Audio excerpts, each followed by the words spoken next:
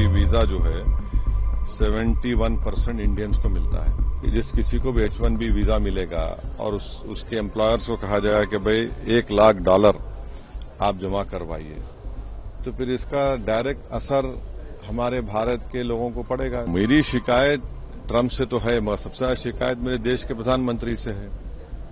आपने अहमदाबाद में इतना बड़ा मीटिंग की, स्टेडियम में मीटिंग की, हाउडी मोडी किया आपने, ये क्या फायदा हुआ बताइए। बिल्कुल हम सकम ना करें ये अमेरिका की ट्रंप सरकार की ब्लैकमेलिंग को।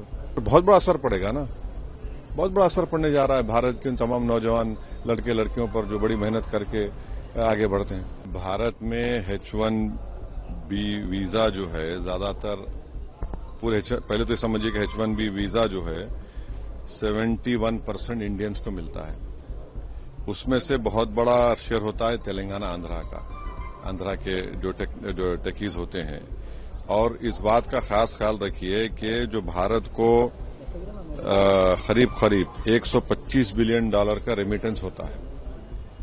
अब अगर आइंदा से जिस किसी को भी H1B वीजा मिलेगा और उसके एम्प्लॉयर्स को कहा जाएगा कि भाई $1 लाख आप जमा करवाइए, तो फिर इसका डायरेक्ट असर हमारे भारत के लोगों को पड़ेगा, नौजवानों को जो बड़ी मेहनत करते हैं और बड़े इदारों में कॉलेजेस में जाकर अपनी तालीम को मुकम्मल करते हैं, और उसका बुरी तरह असर पड़ेगा।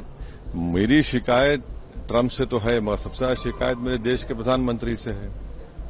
आपने अहमदाबाद में इतना बड़ा मीटिंग की, स्टेडियम में मीटिंग की, हाउडी मोडी किया आपने, ये क्या फायदा हुआ बताइए।